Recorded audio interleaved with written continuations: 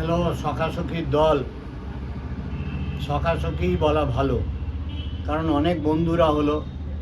আর যখন প্রাণের সখী বলেইছি, তখন সখাসখি বলতেই বা ক্ষতি কী? সখাসখিই তো বটে। সখ্যতার থেকেই সখাসখির উৎপত্তি। তো সখ্যতা তো এতদিন ধরে হলো, তাই সখাসখি বলতেই পারি।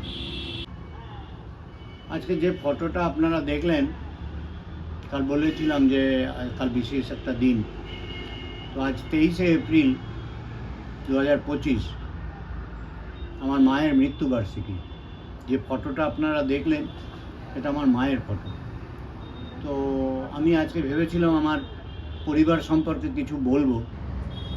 আমার মার ফটো যে আপনারা দেখলেন, আমি তো একটা মামুলি মানুষ। আমার পরিবার সম্পর্কে কতটুকুই বা লোক জানবার আগ্রহ থাকবে, কিন্তু আপনারা তো আমার লোক নন, আপনারা তো আমার এক্সটেন্ডেড ফ্যামিলি। তাই জন্য ভাবলাম আজকের দিনটা একটু ভাগ করে নিই।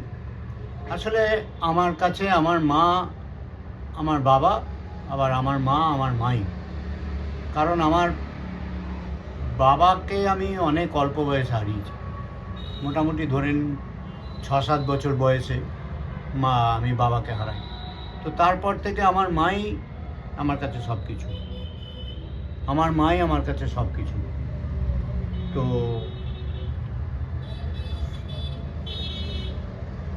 আমরা অনেকগুলো ভাই বোন, আমি সব ছোট। আমার দাদা দিদিরাও যথেষ্ট আমার জন্য অনেক কিছু করেছে।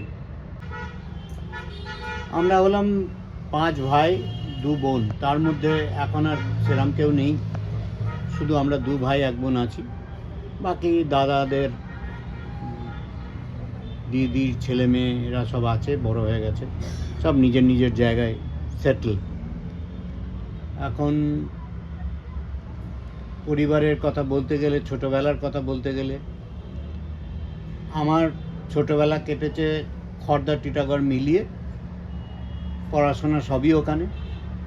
তারপর আমি আমার দাদার হাত ধরে চাকরি সূত্রে দিল্লি আসি। সেই দাদাও আজ আর নেই। তো ছোটোবেলায় আমার বর্দার প্রভাব এতটাই যে আমার এখনও মনে পড়ে, জানেন, যে আমি বর্দার কোলে উঠেছি। মানে কতটাই ছোট ছিলাম ভাবুন। তো এইসব নানান গল্প আছে। তো আমার নামটা বলা হয়নি, যদিও নাম আপনারা দেখতে পাচ্ছেন। এই নাম নিয়ে একটা মজার কাহিনী আছে। আমার নাম হচ্ছে নারায়ণ গোপাল ব্যানার্জি, আর বাড়িতে মানিক বলে ডাকতো। তো আমি মানিক ব্যানার্জি বলে বেশি প্রসিদ্ধ। এই যে নামটা, এটা নিয়েও একটা ছোট গল্প আছে। সেটা হচ্ছে আমি যখন 10th অ্যাডমিট কার্ডের ব্যাপার আসে, যখন ফর্ম ফিল আপ করি, আমি এই গোপালটাকে বাদ দিতে চেয়েছিলাম। এত বড় নাম আমার পছন্দ ছিল, কিন্তু টিচাররা বোঝালেন যে না, এটা উচিত হবে না, তুমি এইভাবে অভ্যস্ত। এবার আসল মজার ঘটনাটা বলি। আমার চেহারা তো আপনারা দেখতেই পাচ্ছেন। এবার যখন 10th পড়ি, 14-15-16 বছর বয়স, তখন কতটাই রোগা ছিলাম আপনারা আন্দাজ করতে পারছেন। এবার আমাদের সময়ে ভাইবা হতো, বাংলার 20 ভাইবা টিচার নামটা পড়ছেন নারায়ণ, আবার গোপাল ব্যানার্জি। কে বাবা? তো বুঝতেই পারছেন আজকের যে চেহারা, 14-15 বছর 16 বছর বয়সের চেহারায় কতটাই তফাৎ। তখন কতই রোগা পাতলা ছিলাম। তো উনি আমায় দেখে বলছেন, এই চেহারায় দুটো নাম। খুব রসিক লোক ছিলেন অবশ্যই, এখন বলবো, এই চেহারায় দুটো নাম কি করে বয়ে বেড়াচ্ছ? তো আমার উত্তর ছিল, বিশ্বাস করুন, উনি বাংলার সাবজেক্টের ওপরে পরে জিজ্ঞেস করেছিলেন। তো আমি উত্তর এটাই দিয়েছিলাম যে আমার বাবার বোধহয় আমার উপরে ভরসা ছিল না যে এই রোগা চেহারায় পৃথিবীর সঙ্গে লড়াই করতে পারবে কিনা, সমস্যার সঙ্গে যুঝতে পারবে কিনা।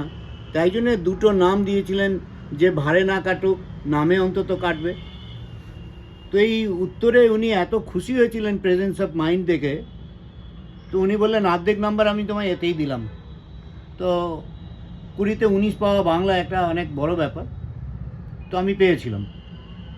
তো যাই হোক, এই হচ্ছে আমার নামের কাহিনী, যার জন্য আমি আমার পুরো নাম কাউকে বলিও না। আমাকে দিল্লির লোকেরা সবাই এনজি বলেই, আমার অফিস কলিগ যারা ছিলেন চাকরি যখন করতাম, এখন আমি প্রফেশনাল, তারা এনজি বলেই জানে, আর বাড়ির লোকেরা আমাকে মানিক বলেই জানে। এই হচ্ছে আমার পরিচয়। আমি বহু কষ্ট করেছি, যা সবাই করে জীবনে। আমি আলাদা কিছু নই, স্পেশাল কিছু নই, খুবই সাধারণ। এখন মোটামুটি সব কিছু চলছে, আর এইটাকে চালিয়ে নিয়ে যাওয়ার মতো একটা মনোবাসনা ছিল, যেটাকে আপনারা বলতে পারেন ফিনিক্স পাখির মতো আমার ছেলে জাগিয়েছে, তো করছি। তো আজকের দিনটা আমার কাছে এই জন্যই স্পেশাল। আমার মার অবদান আমার জীবনে প্রচুর প্রচুর। কারণ আমি যখনই কোনো ব্যাপারে ভেঙে পড়তাম বা কোনো সমস্যার কোনো কুলকিনারা পেতাম না, তখন মা একটা কথাই বলতেন, যেখানে মুশকিল সেইখানেই আসান। তো এরকম আরও বহু বহু, সেটা নিয়ে নয় আর একদিন ভিডিও করা যাবে। মার কথাগুলো এত সিম্পল এবং এত মিনিংফুল, সেটা পরে কোনো একদিন বলবো। তো মৃত্যুদিন নিয়ে একটু বলি। মৃত্যুদিন তো আজকে মা গেছেন অনেক বছরই হলো, 20 বছরের ওপর হয়ে গেল। তো মৃত্যু তো সবসময় দুঃখের, কিন্তু আবার সেই ঘুরে ফিরে রবি ঠাকুরের কাছেই যেতে ইচ্ছে করে, যিনি বলে গেছেন, মরণ রে তুহু মম শ্যাম সমান। এর থেকে ভালো মৃত্যুকে বরণ করতে আর কে পারে। আবার উনি আর এক জায়গায় বলছেন, মৃত্যু কি? মৃত্যু হচ্ছে জন্ম মৃত্যু দোহে মিলে জীবনের খেলা, যেমন চলার অঙ্গ, পা তোলা পা ফেলা। এটা আপনারা কণিকাতে দেখতে পাবেন, কণিকা আমার কাছে ছিল। আর একটা জায়গায় উনি বলছেন, আছে দুঃখ আছে মৃত্যু, বিরহ দহন লাগে, তবুও শান্তি তবু আনন্দ, তবু অনন্ত জাগে। আহা হা, কি সুন্দর! সত্যিই তো, শুধু মরণকে নিয়ে যদি আমরা বসে থাকি, তাহলে তো পৃথিবী চলবে না। অনন্ত জাগবে, আনন্দ আসবে, শান্তি আসবে, সুখ দুঃখ হই দোহে মিলে জীবনের খেলা। যেমন আপনি চললে একটা পা ফেললে আর একটা পা ফেলতেই হবে, এ দুটোই জীবন মৃত্যু নিয়েই চলে। আর একটা কথা হলো, ভালোবাসা হলো একটা শক্তি, যা পৃথিবীকে পরিবর্তন করতে পারে।